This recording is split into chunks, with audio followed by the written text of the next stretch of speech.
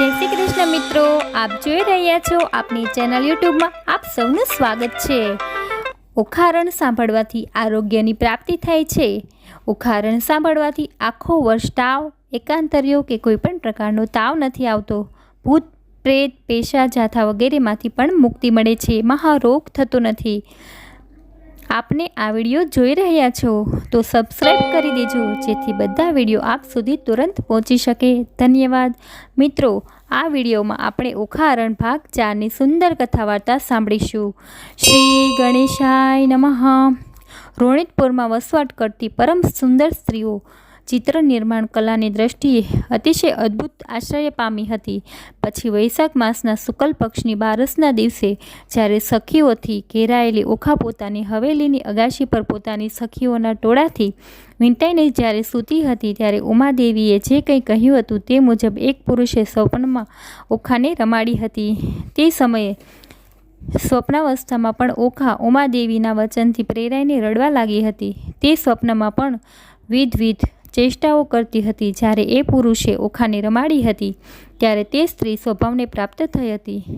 જ્યારે તે લોહીથી ખરડાઈ ગયેલી હતી ત્યારે તે રાત્રિએ સફાળી જાગી ઉઠી હતી। જાગીને તરત જ રડવા લાગી હતી। તેને અચાનક ઉઠતાની સાથે જ રડતી જોઈને તેની ખાસ સખી ચિત્રલેખાને એકદમથી આશ્ચર્ય થયું હતું અને ભય વ્યાકુળ થઈ ગઈ હતી। તેણે પ્રેમપૂર્વક કહ્યું, હે ઓખા, તું શા માટે આટલી બધી રડી ગઈ છે અને શા માટે રડવા લાગી છો? તું બલિરાજાની પૌત્રી તરીકે જાણીતી છો, છતાં તું આટલી ભયભીત શાને થઈ ગઈ છો?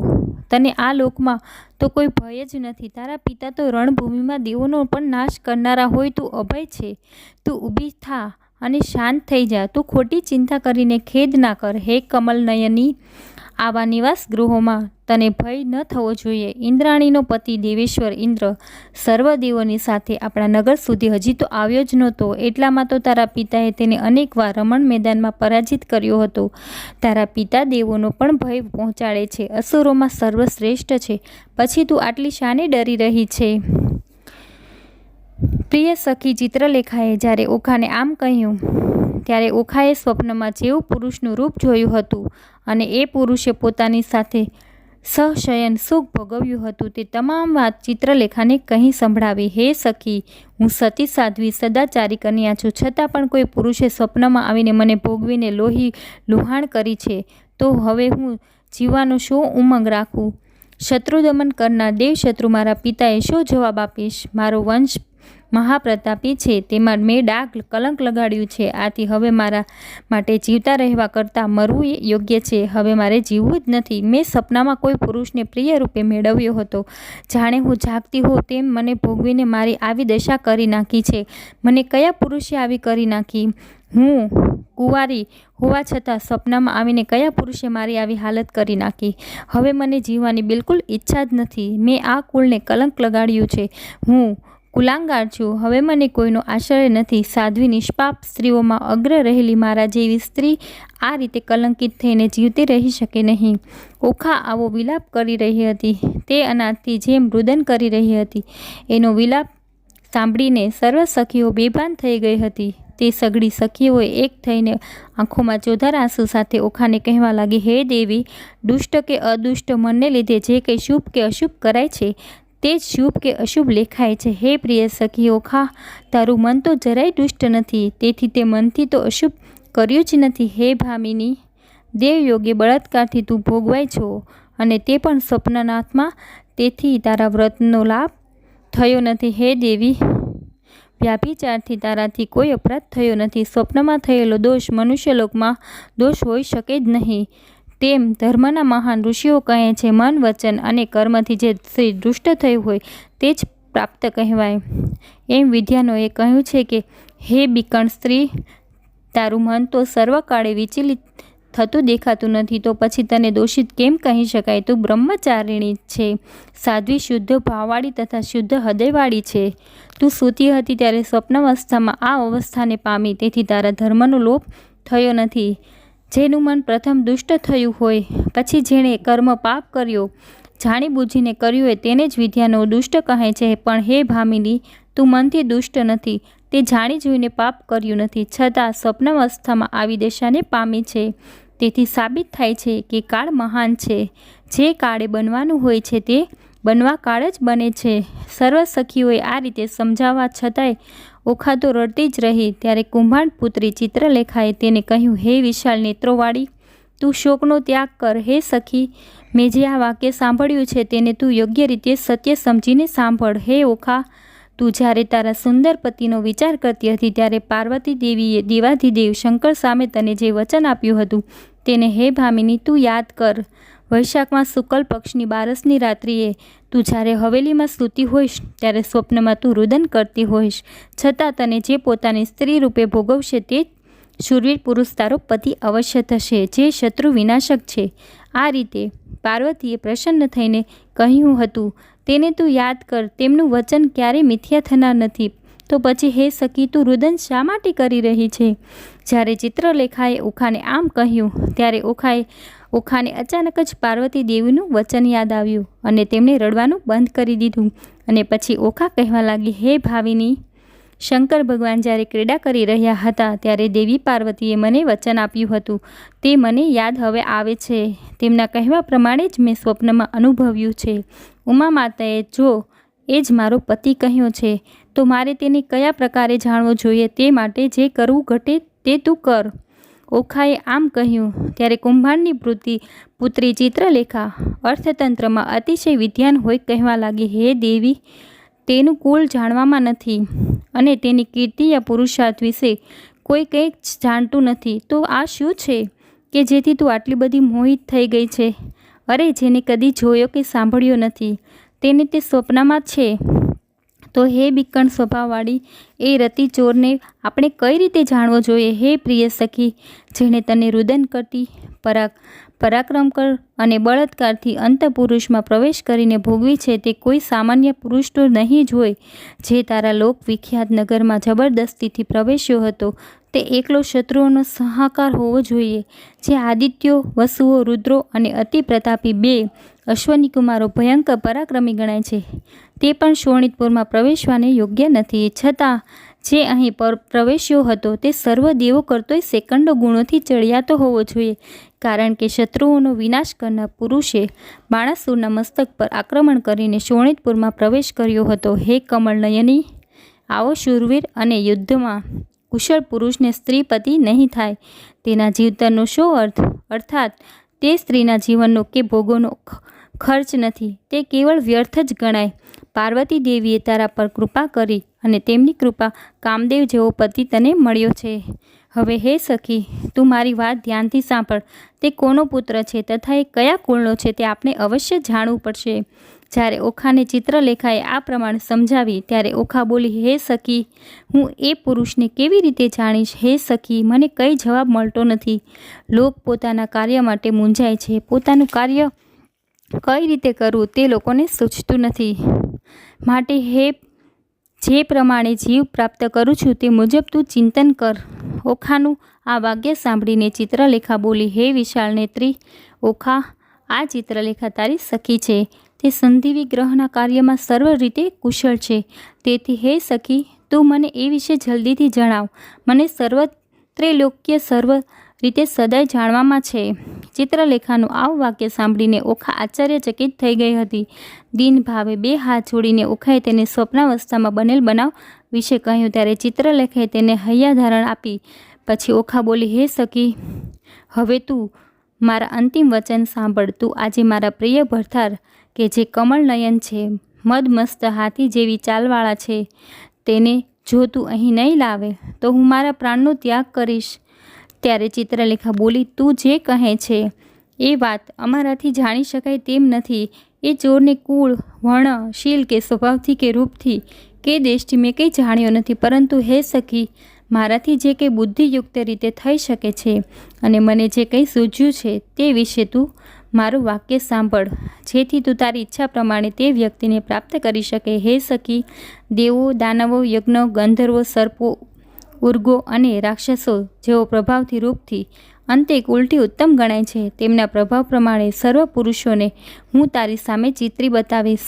વળી આ મનુષ્યલોકમાં જેઓ શ્રેષ્ઠ હોય, જગ વિખ્યાત છે, તેના પરથી જે ચિત્રપટમાં રહેવા તારા પતિને ઓળખીને તું એને સ્વીકારજે. ચિત્રલેખાએ સ્વાહિત કરવાની ઈચ્છાથી આ પ્રમાણે કહ્યું. ત્યારે ભલે એમ કર, ઓખાએ તેને એમ કહ્યું. ત્યારે ચિત્રલેખાએ 7 જ દિવસમાં તે સર્વ પુરુષોને ચિત્રરૂપે ચિત્રીને બતાવ્યા હતા.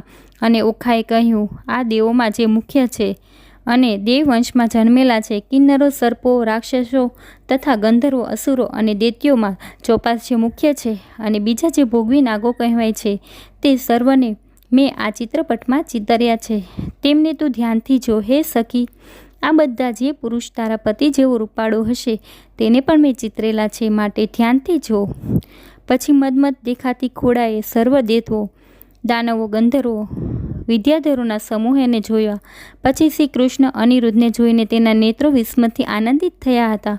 પછી તેણે ચિત્રલેખાને કહ્યું, હે સખી, આ એ જ ચોર છે કે જેણે હું હવેલીમાં સૂતી હતી ત્યારે પ્રથમ સ્વપ્નમાં મને ભોગવીને દૂષિત કરી હતી.